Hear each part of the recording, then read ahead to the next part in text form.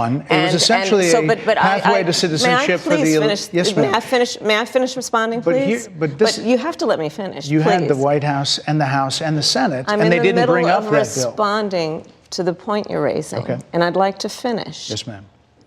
I believe the Biden-Harris administration open border policies are responsible for the death of my daughter.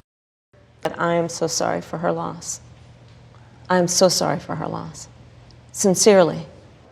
We worked on infrastructure before the Inflation Reduction Act, before the CHIPS and Science Act, before the bipartisan Safer Communities Act. The first bill, practically within hours of taking the oath, was a bill to fix our immigration system. Yes, ma'am. It was called the U.S. Citizenship Act of 2021. Exactly. It was essentially a pathway to citizenship for the... Yes, ma'am.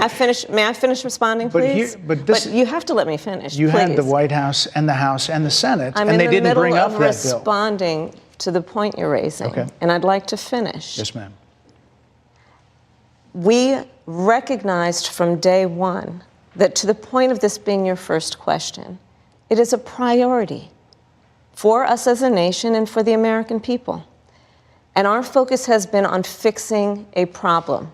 And from day one, then, we have done a number of things, including to address our asylum system and put more resources, getting more judges, what we needed to do to tighten up penalties and increase penalties for illegal crossings, what we needed to do to deal with points of entry between border entry points.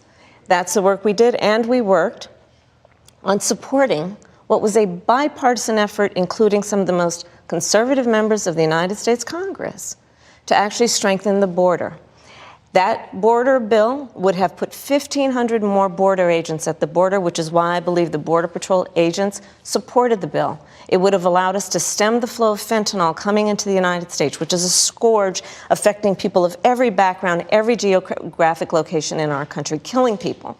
It would have allowed us to put more resources into prosecuting transnational criminal organizations, which I have done as the Attorney General, former Attorney General of a border state. Madam Vice President, a couple of things. Prosecuted trafficking of drugs, guns, and human beings. And Donald Trump, but let me just finish. 6 Democrats voted against that bill. Learned about that bill and told them to kill it because he preferred to run on a problem instead of fixing a problem. And in this election, this is rightly a discussion that the American people want to have. And what they want are solutions, and they want a president of the United States who's not playing political games with the issue, I hear you, but actually is focused on fixing it. 6 Democrats, but more importantly, back to the original premise, 𝐎𝐿𝐴 𝐒𝐢𝐚𝐥, Rachel Morin, Laken Riley, they are young women who were brutally assaulted and killed by some of the men who were released at the beginning of the administration, well before a negotiated bipartisan bill. Former President Clinton actually referred to Laken Riley Sunday, campaigning for you in Georgia, saying if those men had been properly vetted, Laken Riley probably would not have been killed. So if it wouldn't have happened, this is well before any negotiation. This is well before Donald Trump got involved in the politics. This is a specific policy decision by your administration to release these men into the country. So what I'm saying to you, do you owe those families an apology? Let me just say, first of all, those are tragic cases. There's no question about that. There is no question about that. And I can't imagine the pain that the families of those victims have experienced for a loss that should not have occurred. So that is true. It is also true that if a border security had actually been passed 9 months ago, it would be 9 months that we would have had more border agents at the border, more support for the folks who are working around the clock trying to hold it all together. Madam Vice President. To ensure that no future harm would occur. And this election in 20 days will determine whether we have a president of the United States who actually cares more about fixing a problem, even if it is not to their political advantage in an election, because there was a solution, Bret.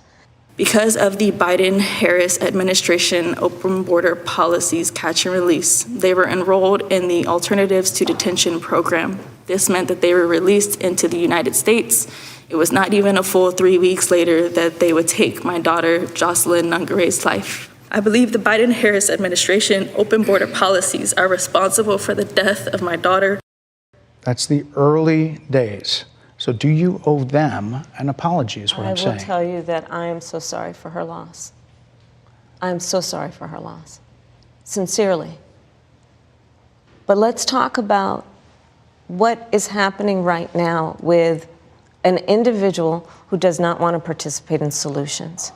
Let's talk about that as well. But do you want to answer in her? all fairness, I told you, I feel awful for what she and her family have experienced. During that time,